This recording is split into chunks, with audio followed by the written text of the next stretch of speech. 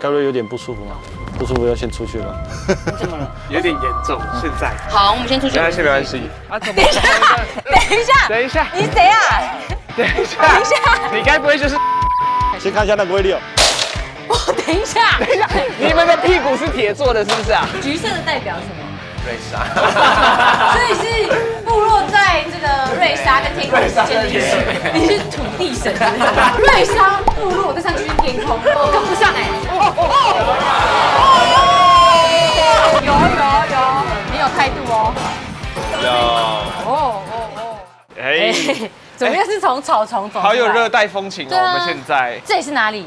这里是台东。对，我们又来到台东啦。我跟你说，今天早上大概4点多要5点的时候我就起床了。盖瑞与杰尼这次起了大早，就是为了来台东拍摄，但是很少看到你没有抓头发的样子，是不是看起来现在很素，就是看起来很没精神？对，我觉得这样不行。不行我们为了给大家看到最帅的盖瑞，没错所以我们今天第一站台东呢，我们来做头发。好啦，我们进来看一下，走。 Hello， 早安哦。哎，等一下，是那个喝酒玩什么吗？还有不是，你说错了。一见你就不是那个现在不准笑。你们怎么会到我们这边来？等一下啊，你不是我们今天这一集的来宾吗？对啊，你不是我们这个，你怎么在这边？本次带我们深入台东的来宾，就是在布莱克薛薛频道以现在不准笑单元受到众人喜爱的笑话魔王 AKA 男回姐瑞莎。他的原始幽默与杰尼的谐音烂梗，谁能更胜一筹呢？请继续看下去。我们有预约吧？你们有预约我才有办法做。有吧？有。他没有预约的话，也还是可以做吧？男生可以。First Blood。好啦，那我们刚刚呢，就是你今天有一个工作先帮我查查。好的，我真的是他现在助理耶，我是法助哎。 Double Kill。你说你家有那个秃头的基因，我现在也有担心这件事情。担心这个。我跟你说，如果有一天秃了，我一定会直接剃光，像黄轩那样。可是也要长得像黄轩宇这样。没那我事。们盖瑞跟黄轩，黄轩颖吧。Legendary。盖瑞跟杰尼发现瑞莎常用阿都这个词，所以阿都在任何场合都可以都可以使用。阿都的意思是我们原住民里面，其实它就是在呼称姐妹的意思，就是女生跟女生之间的一个称呼。所以其实我也可以，阿都可以叫我的姐妹们阿都，对，阿都，哦他们的阿都那样原来子。是这个意思。阿都，我跟你说哦，有哦，杰尼开始看起来比较有造型起来哦。对啊，看起来不会这么平庸了啦。前面看起来太平庸。哦，他说什么？他说我看起来很平庸啊，提供杯啊，重播。盖空哦。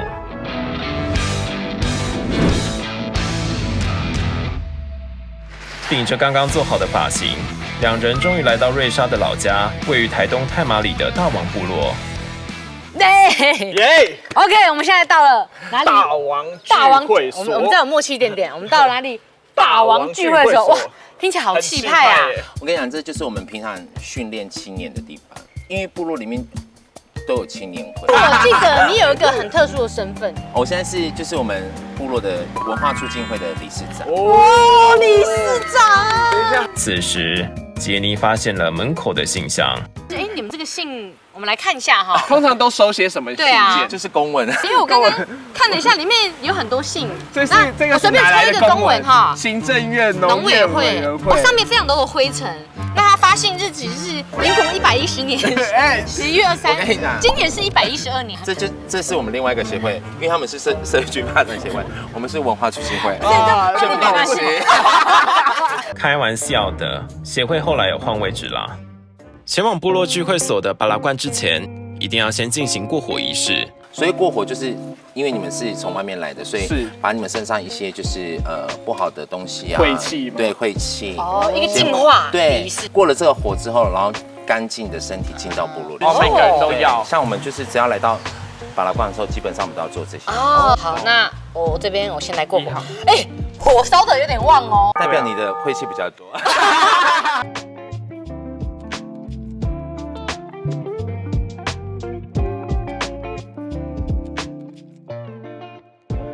我们来到了这个地方。对啊，这个是这个叫做巴拉罐。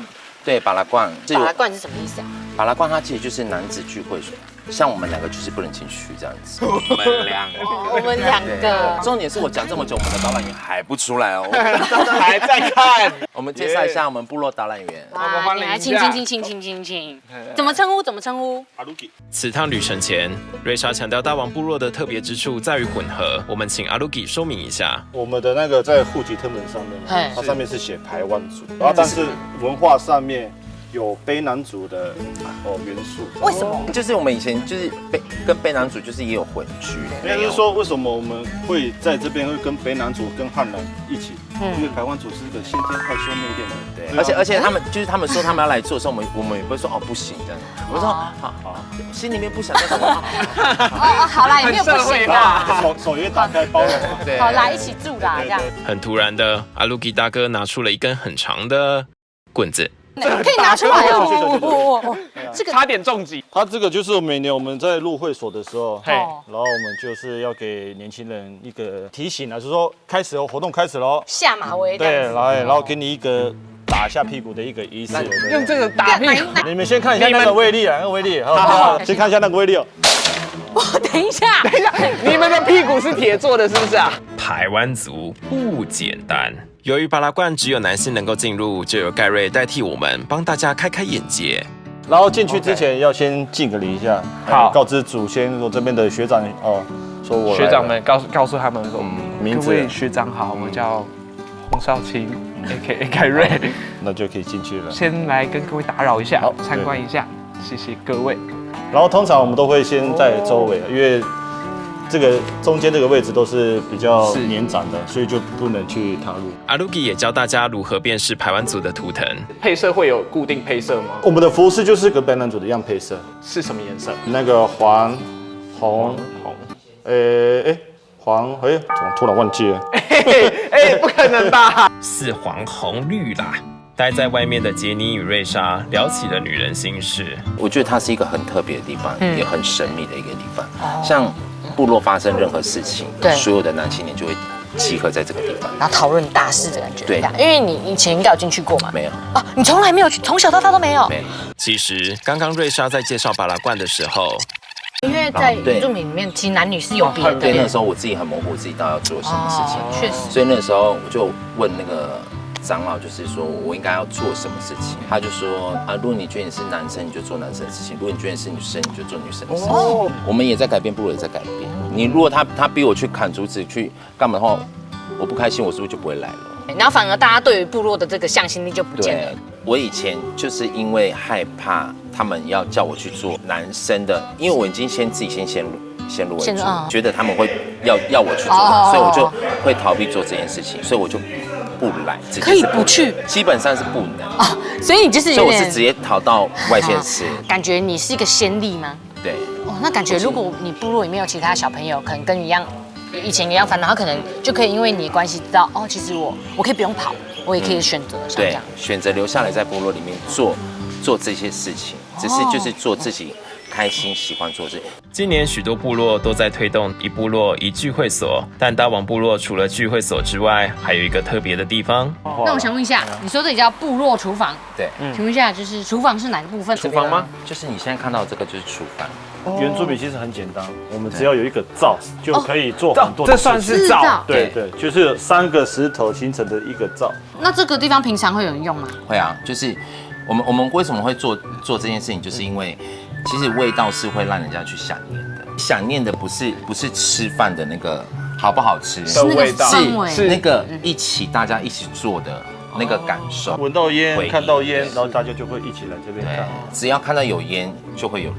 那叠这个也有，就是它的技巧，有技巧。它不是像你看到就是随便翻，它是有一个它应该在的位置。这个也是部落传承下来的技术吗？它的雨下越多啊，它会越紧。然后是不是听说也有地震，它也会越来越紧这样啊？但是瑞莎，我觉得我要提醒你们一下，我觉得你们的灶啊，最多只能弄到3个，不能弄4个。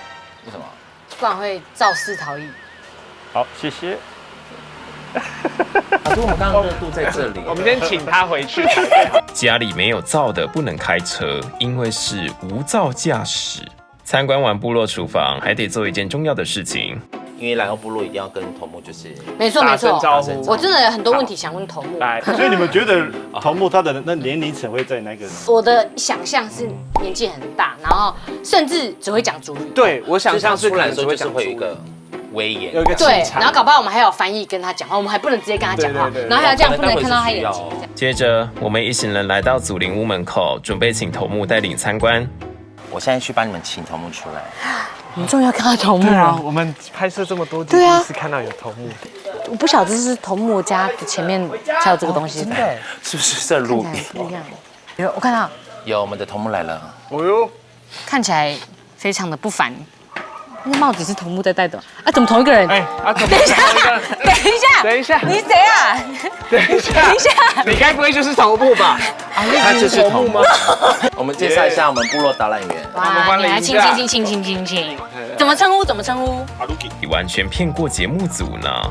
可是是只有男生可以当头目，还是女生也是？没有最大的，所以不管他是男生女生，只要第一个小孩就是第一个看到我们会叫乌伞，乌伞就是第一个出生的孩子，哦也是看见太阳的孩子。哦那你是几岁的时候当上头目的？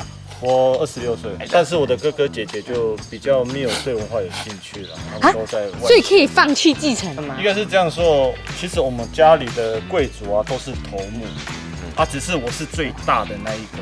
大头目跟小头目，第一次遇见头目，两人实在太好奇，于是进入了疯狂的提问时间。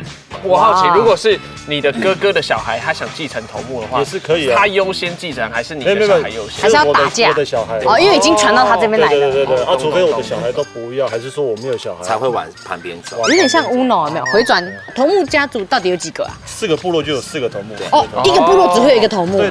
所以在这里面，你们说话算是这个部落最大的嘛？所以他说，哎，我这边太暗了，我要装个电灯。这个是村长的事。头目是传统领袖嘛？传统领袖到底在做什么？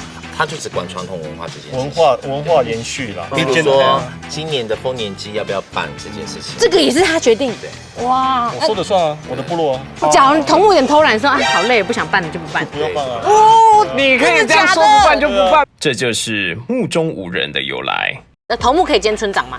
可以啊，但是不冲突的。那你们会不会有一度想说啊，头目这么吃力不讨好的工作，对，没薪水来做？其实我觉得不会这样想，因为这是文化传承。如果想的这么累的话，我觉得做事情就不会开心。对啊，如果大家都有这样子，就是这样的思维的时候，就不会有文化这件事情。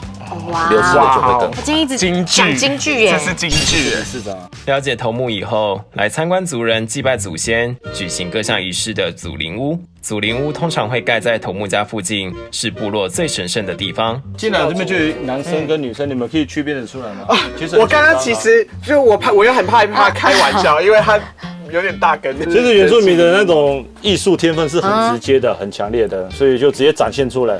而且还有2条蛇在这里哦，对，很威猛的感觉。都有2条蛇，就是代表贵族的意思啊。就是女生就是男女主贺啦，主贺。懂，所以这可能是你们的祖先。对啊，祖先。还是说我们最近有心事啊，都可以。他有一点点也可以像那告解的感觉。对啊。突然地，头目发现盖瑞有些不对劲，而且哇，很强哎！以前真的厉害到就是会冬暖夏凉。哦。就冬天的时候他也不会很热。他都有点不舒服。不舒服要先出去了。你怎么了？过敏，有点严重。现在。好，我们先出去。没关系。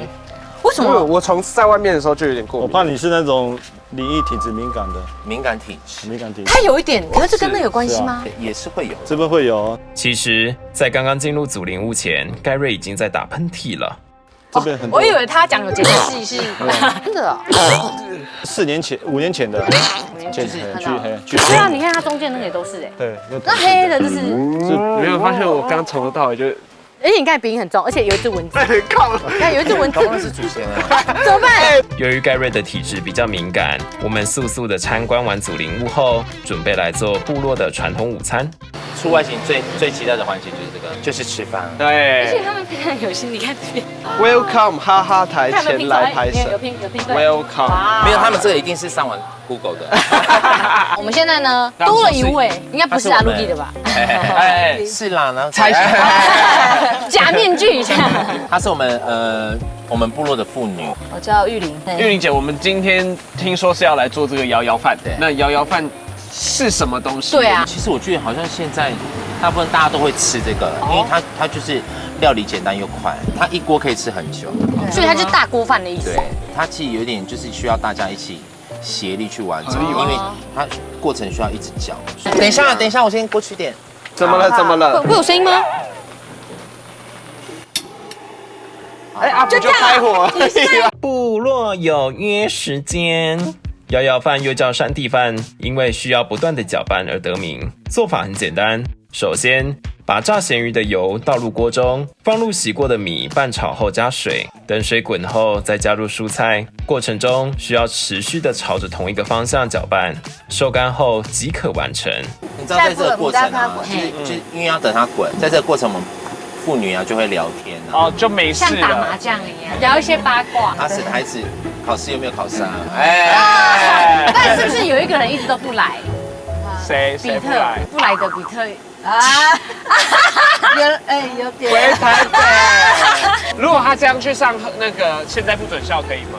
可以啊。我觉得我会被就是网友抨击，是会被这个不要再出现。只剩最后面那个呢。瑞莎的现在不准笑时间，就10人组啊，他们就要出去找那个人去吃。他的儿子就说：“哎，我爸那个感觉很像好吃哎。”这样，他爸就说：“一般平民不好吃这样。”然后他儿子就说：“为什么不好吃？”他说：“因为太苦了。”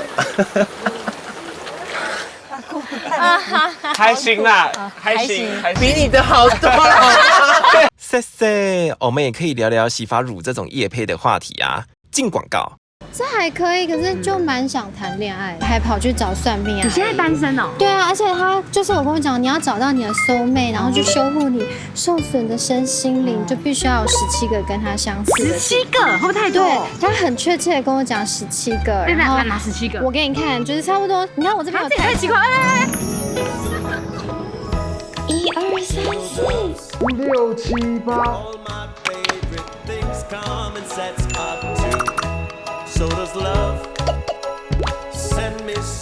我喜欢吃这一半。我很喜欢吃这一半啊。皮卡噼里啦啦。我跟你讲，贝贝。你喜欢这个写生？对啊。太巧了吧！我帮你买这个。一样的吗？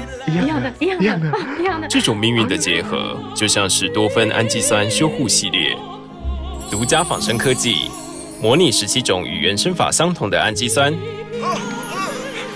与你的头发完美结合，受损的秀发再度被修护，强韧柔顺如初。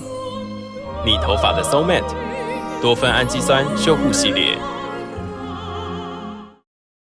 在台东街访中，有一位东女的妹妹十分烦恼，觉得原住民说话不好笑的话会让大家很失望。我们询问了瑞莎与玉玲姐的看法。我跟你讲，我们部落的人他很做自己的，所以其实你不会被这个包袱，不会觉得我一定要来搞笑。那瑞莎你会有吗？你会有，因为又加上上你又自己做 YouTube。对啊，大家会对你期待很深。我不会呢，因为我本身我真的太做自己了，就是我不会说要迎合，就是别人要我讲笑话我就一定要讲，有钱就不一样了。大家不要有压力好吗？就做自己就好，做自己就好。那你们会佩服这种讲得很烂，但是还是硬要讲的人吗？会啊，精神鼓励，会觉得哇，真的好酷哦。聊着聊着，摇摇饭似乎就快完成了。你一直这样同一个方向去摇它，所以你看它的菜就是一直都是这样。有漂亮新的感觉。这就叫团圆啊！团圆就是一家人一起吃饭的时候就是这样。好，这边刚刚我们哇，这是什么？我们的配料我们会放在中间，因为一开始他们先有煎咸鱼，然后才有那个油，然后现在把咸鱼把它组合在一起，放去中间。哇哦！虽然摇摇饭的做法很简单，但是享用时还是有规矩的。在吃的时候，我们有自己的区域，从你我们不前面的地方能开始。抢这边，也不能抢这边。哦，要划国界。那假如我吃很饿以后，我想要吃一点它的，可不可以？啊，读书都一样，真的。你就往前吃好不好？哦，这里的菜跟那里的菜不一样吗？现在这个是豆腐乳，然后它一样是这样。啊，你要吃的时候你就可以这样，哦，配料也是这样子，就可以抓一点。像我们都这样，撸一撸这样，哦，很浓稠，很浓稠。先吃原味的，对，真的很清淡哎，但是有菜，我刚说菜吗？沙底雕。别什么阿杜，我这样用法是对的吗？学会了。对，你没有，你刚刚那个语气好像还差了一点。好，我再努力。那它本身很浓郁，它菜跟那个南瓜的味道都有进去，好吃。吃完摇摇饭，补充了活力，接下来继续干活。我们今天看起来，很有农夫装扮吧我？跟你说，我只有在我们频道穿过雨鞋，没想到我来哈哈台，我要还要再穿一次。因为来台东就是要找他的台东在地的名产。没错，对台东有个东西非常知名，那就是我们知名的阿红。阿红哥，非常知名的阿红。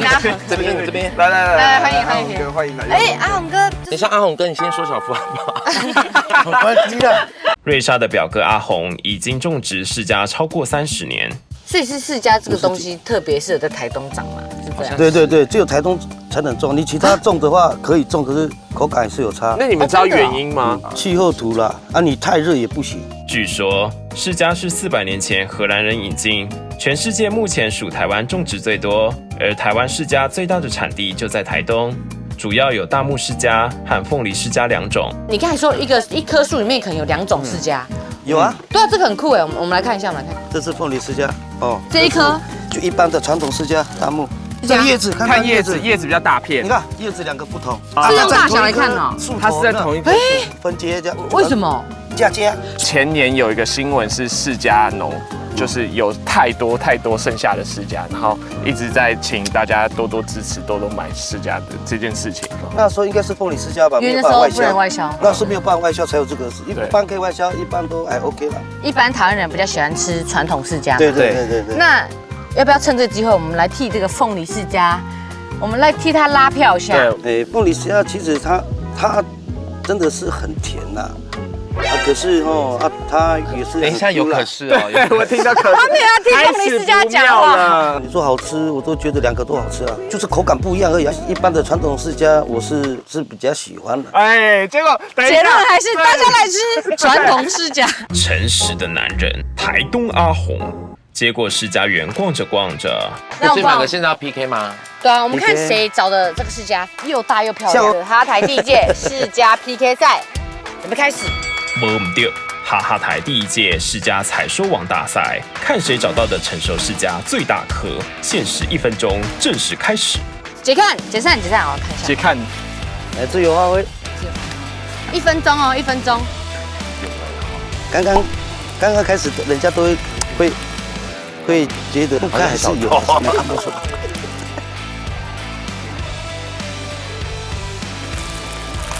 算了，我刚那颗好了啦，可以啦。阿红哥，你不要跟我讲那个，但是就是你可以微微的用眼神提示我在哪。我没有作弊哦，我没有作弊，我现在是。这是我找到的宝藏世家，你觉得它看起来怎么样？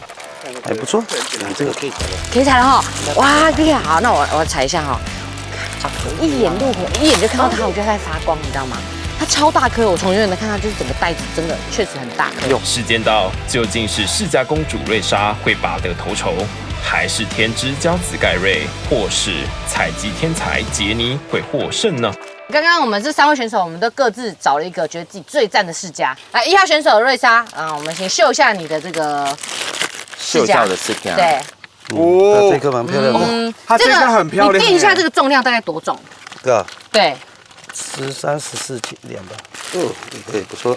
对，不错。我觉得你输了呢，杰尼，你不要再拿出来。被众人看不起的杰尼，他的世家真的如此劣势吗？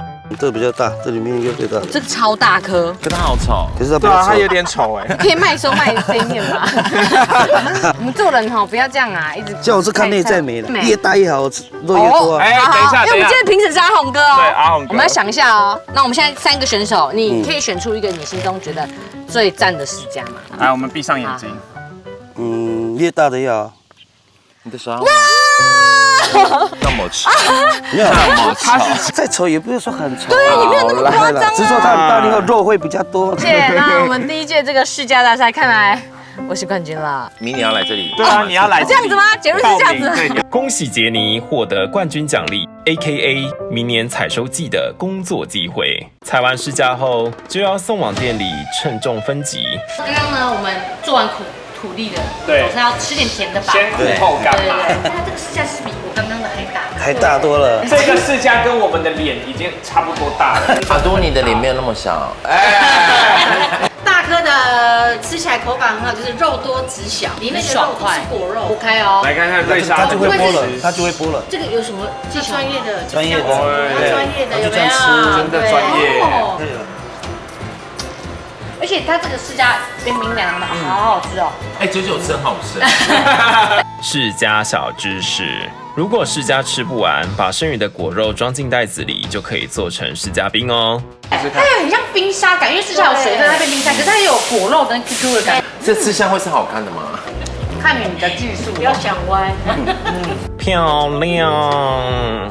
那你还记得你爸爸或是你阿公跟你讲过种释迦一个最重要的点是什么？要和大家分享。现在我们这边种释迦的几乎都老人家啊，有的老人家不懂，我们就会教他啊。我们比较懂的就教比较不懂的啊。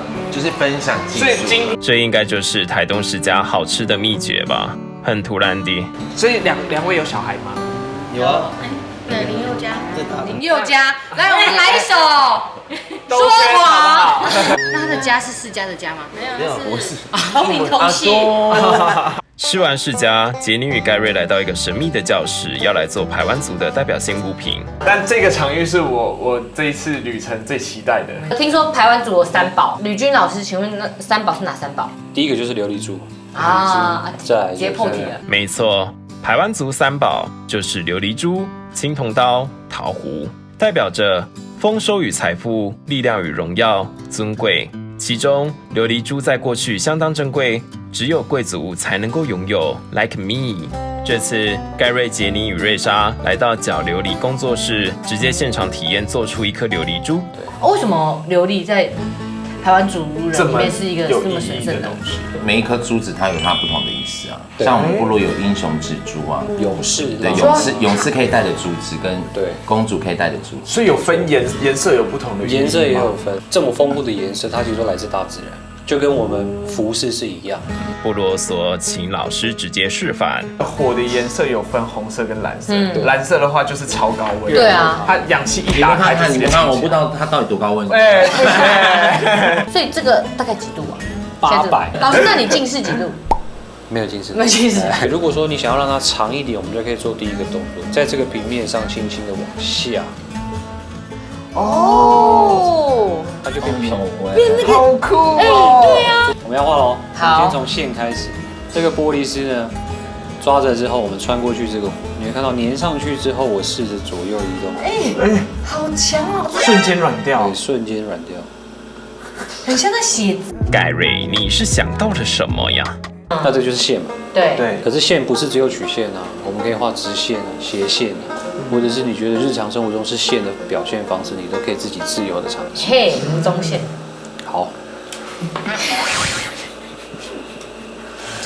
老师很快的就完成了一颗琉璃珠。很漂亮，这很像那种孔雀吗？对，它就是孔雀，它的名字就叫孔雀之珠。欢迎第一位体验者盖瑞。抓着，手可以靠在桌上。好，我们先让玻璃在这个位置，你不要让它往下加热，对，加热，然后你先试着转一下。手离火也是很近的。老师说旁边不会烫，其实不会烫，上面才这边都不会烫。没这么紧张就大火一点。老师，这个会有职业病吗？就是对眼睛会，因为其实我们眼睛比较怕强光，强光看久了，可能视力上都会衰退。所以他这个要戴那个太阳眼镜。太阳眼镜。有在镜片上。还好我有戴，还好真的，好巧啊！需要戴，你看起来很像老师哎。做出来了，这样就完整。哎，有为是美的。大家会想要多少钱买这个？20吧。盖瑞选择了蓝色的基底，搭配白色的线条，处女座的他完美完成作品。下一位的杰尼却神秘兮兮。老师，我想做这个东西，给你看一下。我等一下让他们猜。我想做这个东西。你觉得这个颜色哪个适合？这个颜色。对，这个吧。对，来。杰尼与老师讨论到底是要做什么呢？线往下移动。为什么要挡？就是因为怕刚刚破掉，破掉至少烫到我的手。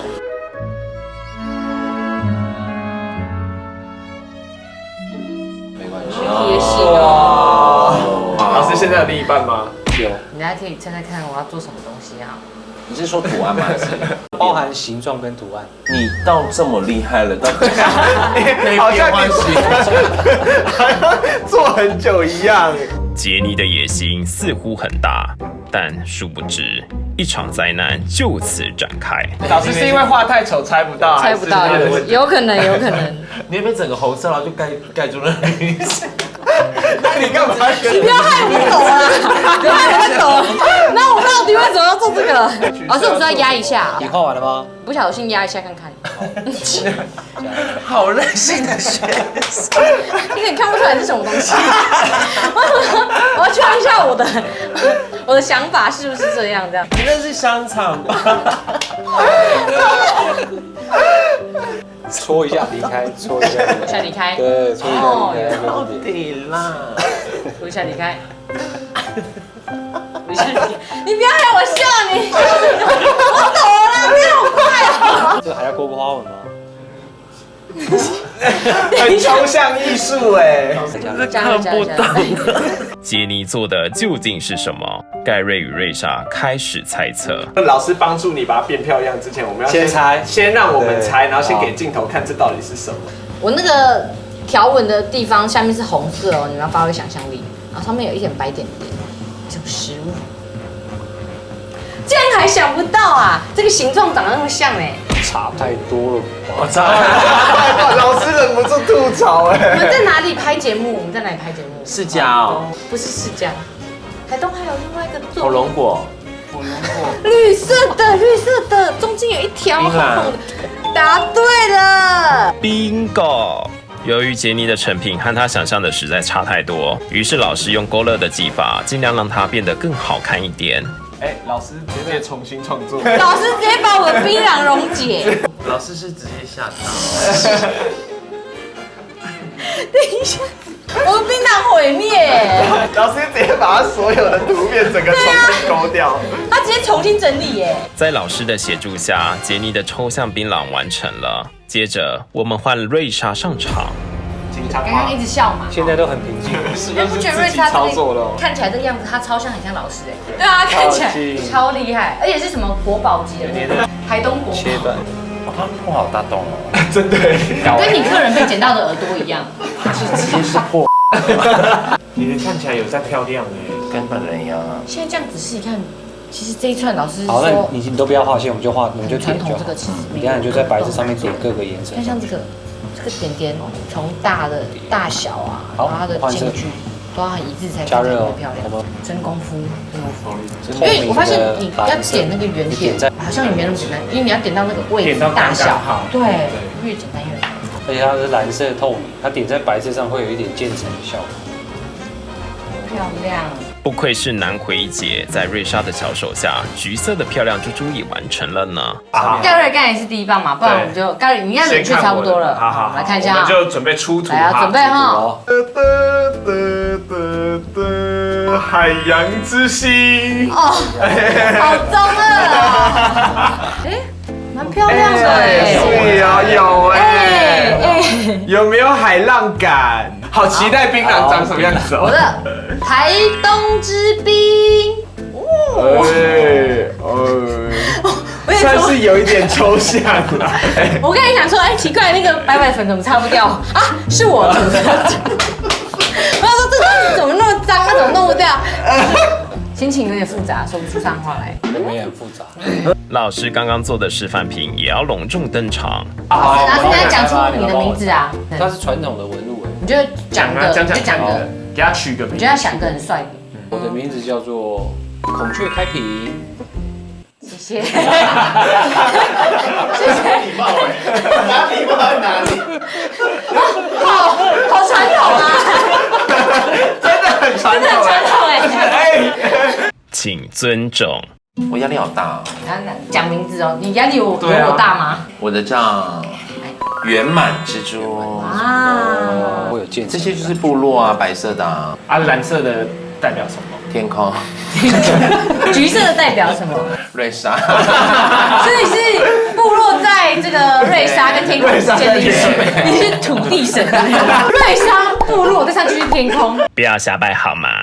但说回来，其实老师当初也是返乡学技术的，就是在读书的时候有在外面读书，我是退伍之后才回来做。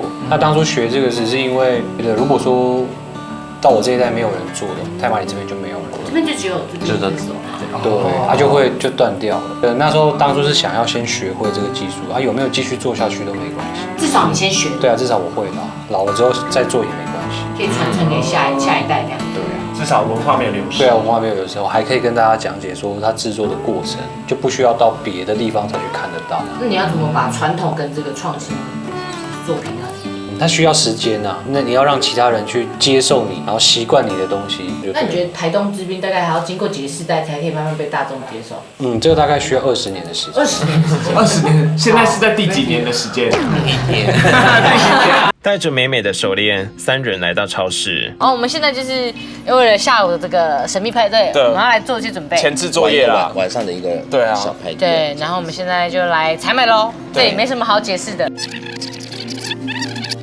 现在记者为您播报，现在呢就是我们今天的这个派对的现场，位于太目前这个部落的青年勇士们呢已经到位了，正在组装中，正在搭建帐篷。对，这个是青年会的必备技能，是不是？都要会搭这个。对啊，基本上都要。对，就是部落里面，不管是婚丧喜庆，都会需要用到青年，然后青年都会去做这些。就是前置作业，男生青年就是要必备一些这些出活技能，对，总不能每天去打猎啊。瑞莎5岁的小侄子也在一旁帮忙。弟弟，你有加入青年会吗？你有加入哦？你已经是了吗？你是了，那你有被打屁股吗？你有被打屁股了？不是做错事打屁股，你知道吗？你在讲什么打屁股吗？知道。你知道是什么？你比给我看。知道。是哎，你有被打过？有，他有。你有趴在？你跟姑姑感情好吗？姑姑对我很好。姑姑是最漂亮的吗？是全球最漂亮吗？全球。姑姑没有人胜过姑姑了，对不对？如果你是被姑姑威胁的话，眨一下眼睛。没有，眨都不敢眨。喜欢青年会还是董东宽？青年会。董东宽是什么？就是八家将啊。他也有。他也会啊，你是。喂，因为我们最近有学这个，就是有一次外景有学的，我学超久，他架势很好。天哪！直接来一段八家将 PK。好，开始。1、2、3。表情要再狠一点。阿吉奇，你的表情呢？哎呀啦！来，3，对。哇靠！好，嘿，我们解散。好，请你们跟草屯朝仙宫的师兄们道歉。啊，你会讲笑话吗？会。你会讲笑话？来 PK 一下，你讲一个。姑姑会打我。无意间意外爆出了另一个事件呢。在这几个人偷懒聊天时，部落青年已经把帐篷搭好喽。我们这边我们还是有一些任务可以做，偷偷的小准备东西啊。瑞莎应该不知道，他知道吗？他不知道吧？可是这个其实蛮明显的。对啊，其实拍摄的当周刚好是瑞莎的生日，两人决定给她一个惊喜。我们要先跟她打声招呼吗？就是让她安心。他好像突然发现我们不见了，会不会很奇怪？而且我等下其他拿去啊，我这边也可以同步弄。弟弟，我们有一个任务给你。姑姑待会如果要走过来，你帮我们把她引导走去其他地方，好不好？他去直接骑过去跟姑姑讲说：“姑姑，你不要去那边。”他说他们在弄气球，你不要过去那边。哇，我下错指令。弟弟非常完美的完成任务了。来，给你压好。好。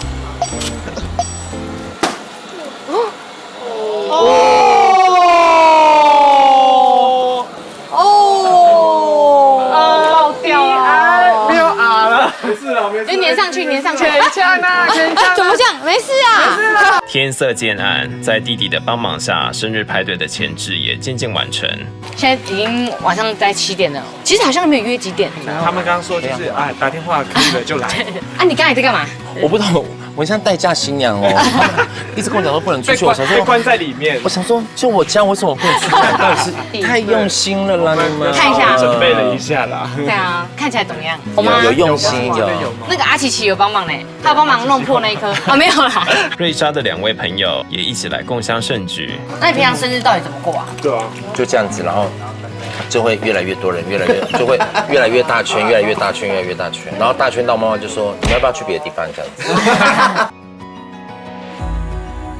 对，大家人越来越多了。这是我的生日礼物哦，好优秀哇，好棒哦！这个生日，他们跟我说什么？可以快乐。然后呢？好棒啊！姑姑怎么样？多美。说姑姑漂亮，可以拿到钱吗？会哦，哇！因为平常是在找到原因了。下午就跃跃欲试的瑞莎侄子阿琪琪，准备带来一段精彩的演出。这么厉害！好，开始了！我跟不上快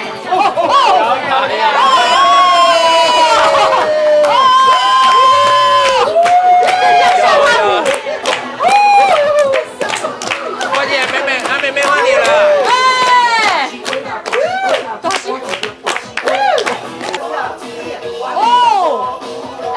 叫我跳这个，他竟然叫我跳，对啊，我不会，这怎么那么难？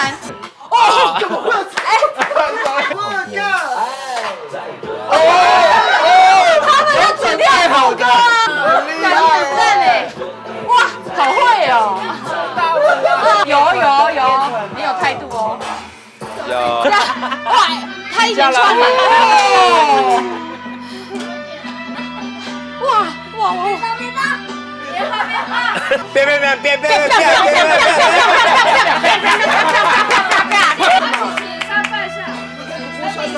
该姑姑说什么？当机这里，当机可以领钱的啊！这是什么？好，谢谢大家，谢谢。谢谢阿琪琪的表演，就在此时。生日快乐，很无聊的你们。生日快乐。许愿，3个愿望。情绪转折好快哦。刚刚还在热舞。对啊。其实，在这之前，我们也访问了瑞莎的亲友们。那你觉得瑞莎是一个他怎么样？对啊。现在不是讲坏话时间哦，要讲坏话。对，你要讲坏话。我怎么感觉他好像要讲坏话？我为部落着想啊，打响知名度。然后做过什么事情让你印象深刻吗？例如他都输钱啊。那在你眼中，她是一个什么样的姐姐？对弟弟们都很好的，就是他都是把我们当做自己的亲弟弟在照顾。有什么困难啊，或是什么需要的时候，他就会来帮忙我们。就希望他的未来一样，就是不管再怎么辛苦做部落事情啊，我们都会帮忙他。你跟瑞莎是怎么认识的？对啊，他是我哥哥。啊，亲哥哥？对啊。他有跟你说他要当那个什么协会的会长？理事长有啊。理事长有啊。当下听到你的反应是什么？做弟弟的当然是挺他挺到底啊，他扶持他，叫他不用压力太大，祝他赶快找到另外一半啊。你觉得姑姑是什么样的人？蛮照顾我们的，有时候做一些事情他会鼓励，就有时候想要放弃的时候会跟他聊天啊，他会说，既然都选择这条路，那不如就让他打完这样。因为他讲话不会就是很严肃，他就是用开玩笑的方式。对，我们比较喜欢这样。对。希望他在这个方面能继续加油。哪个方面？就是做他的这个工作这样，我们也为他感到很骄傲。机会难得，我们也访问了瑞莎的妈妈。两位感情好吗？还不错啊。没有讲话，什么意思？现在一定要他的反应。一切尽在不言中。如果你跟他走在路上，然后他突然被人家拦下来说：“瑞莎可以给你拍照吗？”你有遇过吗？常常有这么红吗？只要他平安就好啦，健康就好啦。至于他的发展，他自由发挥啊。只要他人好好的就好了。这也许是每个父母对于孩子的期待吧。你可以做你自己很想做的事情，但是你又不能够让你的家里人去担心伤心。你年纪越大，越要做到这种程度，就是你不管你今天到底赚了多少钱，然后你能够为家里做什么事情，我觉得那都无所谓。但是你就是人，就是要是平安的。这次的台东深度体验，我们只待在大王部落，就是为了更了解留在这里的人。瑞莎就是个曾经离乡又返乡的青年。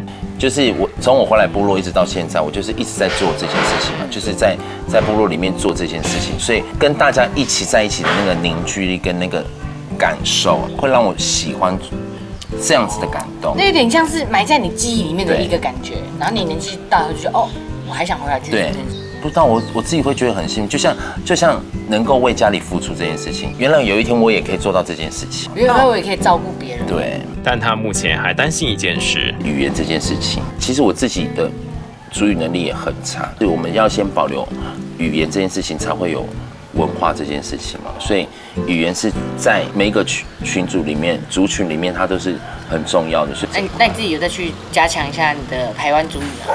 势必要去上，真的，我真的觉得还没有发生这样。对，就是8年后可能就会讲，还要8年，太久了吧 ？OK， 我们8年后来验收哈。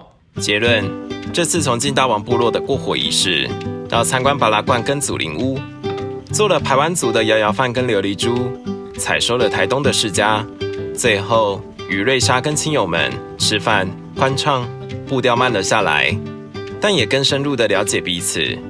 为什么他们如此深爱自己的土地与文化？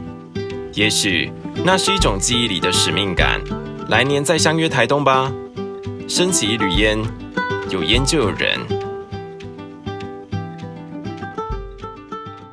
如果你对这一集的议题也非常有感觉，欢迎分享这支影片，记得订阅我们的频道哦。丰收，大丰收！大丰收啊！我们带世家回来了！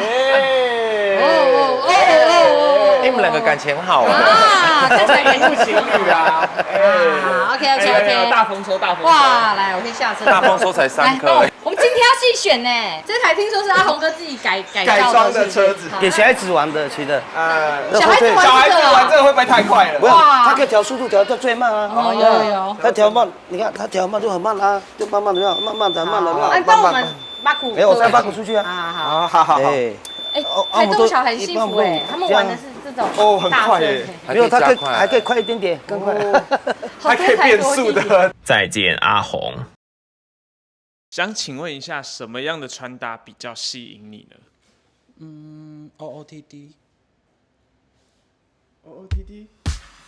哦。T。